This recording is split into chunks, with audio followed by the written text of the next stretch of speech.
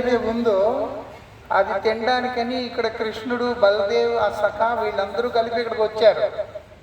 ఎందుకంటే చాలా తీపిగా ఉంటుంది, చాలా బాగుంటుంది. కానీ ఇదే క్షేత్రంలో, ఈ క్షేత్రంలో ధేనుకాసురు అని ఒక రాక్షసుడు ఉండేవాడు.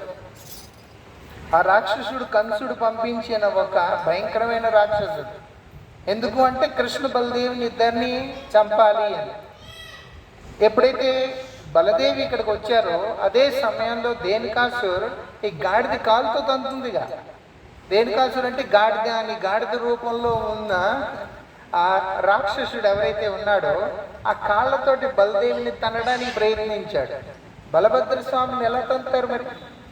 వెంటనే ఆ స్వామి తన చేతితో ఆ రెండు కాళ్ళు ఇలా పట్టుకుని ఇలా తిప్పి ఒక్కసారిగా వదిలేసాడు. ఆయన వదిలేస్తే ఆ గాడిద రూపంలో ఉన్న రాక్షసుడు ఇలా గాల్లో తిరిగి తిరిగి తిరిగి ఒక్కసారి వదిలేసరికి అన్ని చెట్లు ఆయన వేగానికి అవి కూలిపోయాయి అక్కడ. ఆ తర్వాత ఇదే స్థానంలో ధేనుకాసురుని వధించడం జరిగింది. ఆ తర్వాత చెట్టుకున్న మంచి మంచి పళ్ళని గోలబాలకి ఎవరున్నారు పోయారు వాళ్ళకి సంబంధం ఉండదు. వాళ్ళకి ఓన్లీ కృష్ణుడితో ఎంత ఆనందంగా ఉన్నాము, బలదేవ్తో ఎంత ఆనందంగా ఉన్నాము అంత మాత్రమే ఉంటుంది. పోయాడంటే వాళ్ళు వెళ్ళి వెంటనే ఆ కింద పడ్డ ఆ పళ్ళని తీసుకొని చాలా ఆనందంగా తిని గెంతుకుంటూ ఆడుకుంటూ ఆవులతో పాటు అలా వెళ్ళిపోయారు.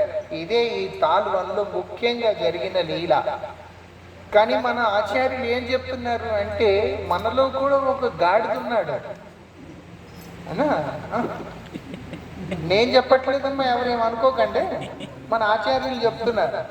ఎందుకంటే గాడికి తెలియదు అసలు ఎందుకు చేస్తుంది, ఏం చేస్తున్నాడో తెలియదు, ఎందుకు చేస్తుందో తెలియదు. దెబ్బలు తింటాడు, బరువు మోస్తాడు, తినడానికి గడ్డి తప్ప ఏమీ ఉండదు. ఎంత కష్టపడతాడో వాడు కష్టపడతాడు, యజమాని సుఖపడతాడు. వీడికి మాత్రం గడ్డి, ఆ తర్వాత తన్నులు తప్ప ఏం మిగలవు. అలాంటి గాడిద లాంటి వృత్తితో ఉన్న మనుషులు వాళ్ళకి నేను ఎవరిని పూజ చేయాలి, ఎందుకు ఈ సంసారం నుంచి బయటికి రావాలి, ఈ సంసారంలో నేను ఎందుకు వచ్చాను, ఏ విషయానికి సంబంధించిన జ్ఞానం ఉండదు. వాళ్ళకి అవసరం ఉండదు. ఒకటేమో జ్ఞానం ఉండదు, అవసరం ఉండదు. అలాంటి అజ్ఞానపూరిత అవస్థ నుంచి వాళ్ళని బయటికి ఎవరు తీసుకొస్తారు అయ్యా అంటే అది గురుదేవులే అని ఈ లీల ద్వారా మనకి శాస్త్రాలు తెలియజెప్తున్నాయి. బలభద్ర స్వామి అంటే ఎవరు? జీవాత్మని పరమాత్మతో కలిపే తత్వం, అంటే గురుతత్వం అని అర్థం. అందుకే గురు కృప వల్ల, గురు అనుగ్రహం ఎప్పుడైతే ఒక వ్యక్తి మీద పడుతుందో అప్పుడే ఆ వ్యక్తిలో జీవితంలో ఉన్న అజ్ఞానం ఏదైతే ఉందో ఆ అజ్ఞానం నుంచి తను నివృత్తి చెందుతాడు అని చెప్తున్నారు.